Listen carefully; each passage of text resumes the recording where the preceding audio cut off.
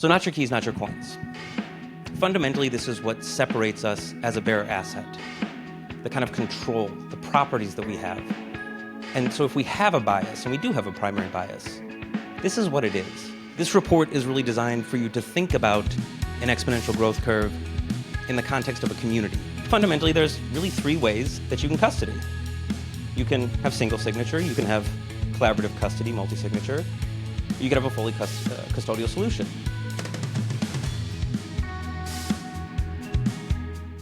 Thank you for being here. My name is Robert Warren, and I head research education and programming here at Bitcoin Park. And we're very, very excited to be here for the first inaugural Custody and Treasury Summit. Because really something that I think a lot of us are realizing right now is that custody is existential. It really is the future of the way people are going to experience Bitcoin.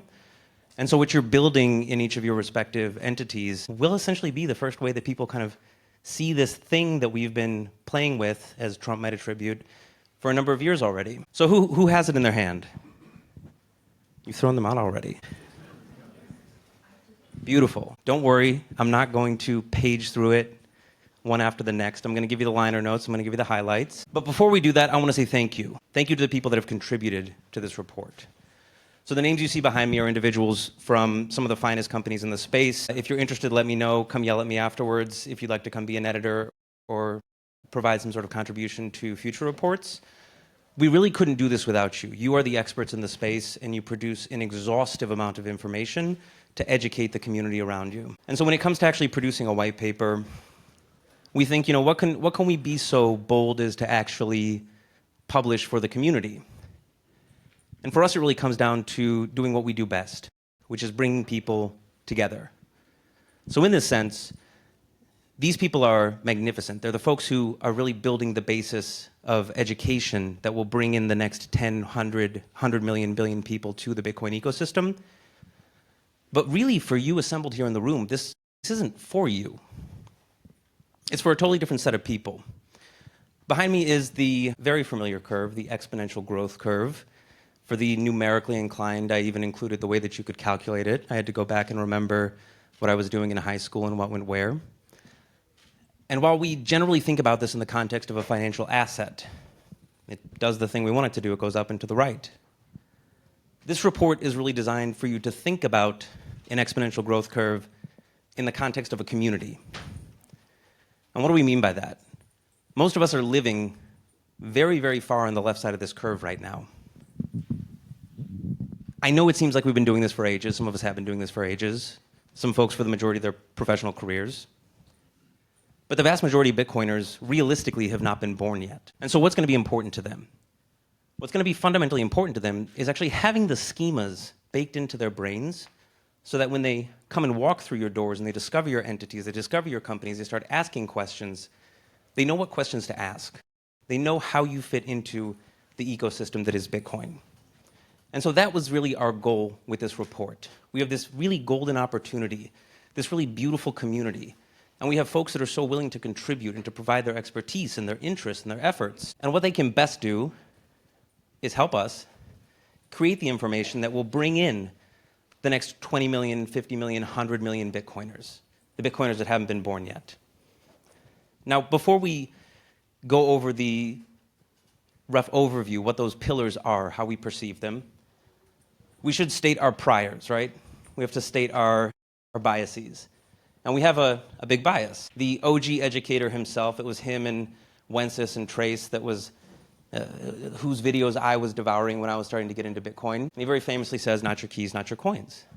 And Trace Mayer, of course, does Proof of Keys Day. So not your keys, not your coins.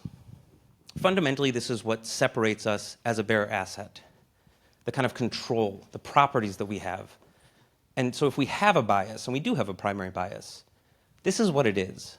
It's that everyone is entitled and should feel extremely appreciative of the ability to actually do this. This is the magic. And this is the individual sovereignty that we want to celebrate. And in a very broad sense, we want to make the tent as big as possible. We want to bring people in. We don't want to tell you that there's only one way to be a Bitcoiner. There's only one way to participate in the community. You're only a real Bitcoiner if you do this, that, or the other. This is a trajectory. There's a lot of time. And there's a lot of people to bring in. And we have to meet them where they're at. So, How do we look at the pillars of custody? Fundamentally, you can kind of dial it down to three very simple things. And I know by the end of this, if I've succeeded, half of you will be absolutely crawling up the walls, ticked off at me because I didn't go deep enough explaining that one particular thing. But fundamentally, there's really three ways that you can custody. You can have single signature, you can have collaborative custody, multi-signature, or you can have a fully custodial solution. How many attorneys are here? This slide is for you. I wanted to have a cool phrase, a takeaway, a key bono, a caveat emptor, something like this. And what ChatGPT spat out was this, which if you then ask how to pronounce it, is apparently quis signat, which sounds like a Dune character. I don't think it's going to catch on, but who signs? Who signs is the question that we're asking. That's a question that we can embed in the mind of the billions of people who are going to use Bitcoin in the future. Who signs? So, it's not so simple. Of course, it's not so simple. You should view each of these pillars through a certain kind of custodial lens. We call them lenses. And those could be things like insurance. How do I transfer risk? It could be something like multi-institutional custody. Single sig is not going to work for Strategy. How do I spread that risk around regulated entities? It's going to be things like scripting. Miniscript being the deployment obviously built by Peter Woolley that allows advanced functionality, sort of contracting on Bitcoin. And these are the three that we see a lot of writing being done about, a lot of building being done around in the companies that are actually present here. But there's, of course, more. You could have a custodial lens as something as simple as internal controls. Is a company competent enough to understand the kind of regulations that we have to adhere to? Can they fulfill our needs? It could be something as simple as, do you have a UX that gives me an experience that allows me to access what this Bitcoin thing is? And so that's our framing, our perspective. The pillars and the custodial lenses, the modifiers that can be applied to these various pillars. And no, it doesn't capture your favorite way to custody Bitcoin, we know this. But we think it's sufficient for giving folks an entry point, a way to really understand before they even walk into your door what the heck it is they're looking for. Because we do think that's the problem people are going to be solving for. In this sort of strange new world of Bitcoin, people have to know how to ask the right questions. They have to have a map, and even if that map is drawn in crayon, they can come and get the pen-drawn version from you guys later. So obviously a rough overview. Single signature. Who loves single signature? It's the purest. It's the most revered form of Bitcoin custody. And rightfully so. It's the way that you can experience the protocol directly. You can keep your secrets, you can sign your transactions. However, it's also the most feared. And rightfully so. Because when I tried to get my mom to buy a hardware wallet and take her coins off the exchange, she smiled very nicely and then continued doing what she was doing. That's how it is, and rightfully so. I'm not going to reduce her as a true Bitcoiner or chastise her, but I'm going to meet her where she's at so that she can actually feel comfortable doing what she wants to do in the Bitcoin space. Next one, of course, multi-signature. This is shared responsibility. And really, we see multi-signature as kind of the Goldilocks zone. This is where a lot of really incredible innovation is happening, and so many of the businesses that are actually creating this innovation are here in this room. The kinds of things you're doing are unbelievable, and the problems that you have to solve for are even more unbelievable, because you have to somehow figure out how to elegantly explain to people what the hell a quorum is, and send them strange devices over the internet in some cases, and then take them through and set them up for them, and manage all their internal controls in a business sense. So you have a massive lift to undergo here, but it really is the Goldilocks zone. And so we should present it to folks as the Goldilocks zone. It is a wonderful solution with all sorts of custodial lenses that can go over it, and it offers folks a lot of the security that they're looking for when they want to enter the space, but they don't know where to go. And in truth, we have to talk about the opposite side of the coin, which is that, okay, you're not going to be hiding in the woods, punching steel plates, having your kids go follow a treasure map to dig up their inheritance. It's probably not going to happen. But thank God you don't have to do that. Somebody will give you a call from a custodial company. So there will be some giving up or some sharing of trust, some doxing, some reduction of privacy. But unless you intend to fully live in the woods off-grid, it's probably a great solution for you.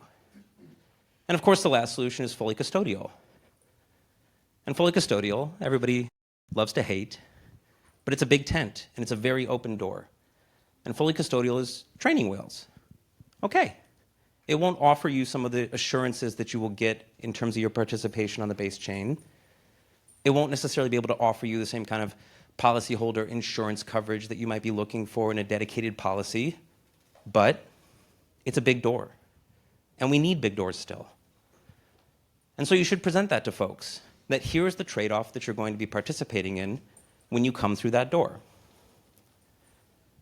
Realistically, this is what we see the future looking like. Who's familiar with the story of the ship of Theseus? All the Greek literature fans just dox themselves. The ship of Theseus, of course, the story of the ship that a part would break, you'd go repair it, you'd put it back, the sail would tear, you'd pull up a new sail, the rudder would break, you'd go make a new rudder, and about 10 years later you look at the boat and you go, is this the same boat? And if you were a philosophy undergrad like me, you would have been wrestling with Troy Cross in the mud somewhere talking about this. But fundamentally, this is what we see happening. We see a hybridization of the existing system because you have to meet people where they're at. And so we shouldn't expect people to go totally anon, run Tor nodes, and all of a sudden set up totally off-grid sovereign systems. We should expect them to find solutions with various trade-offs within those pillars that meet them where they're at and hybridize, change the rails of the way that people currently manage their finances. And so this is our goal. So to reiterate the first point, we absolutely cannot do this without the incredible community that we have here. What we can do, because really our specialization is that we take pride in being able to curate some of the highest signal folks in the space and to bring them in for honest and interesting conversations. So we thank you for your time here. We hope you have an absolutely wonderful day. And we hope that this can continue to keep the doors open and educate the next tens of millions, hundreds of millions of individuals that are going to come knocking in the coming years. Thank you.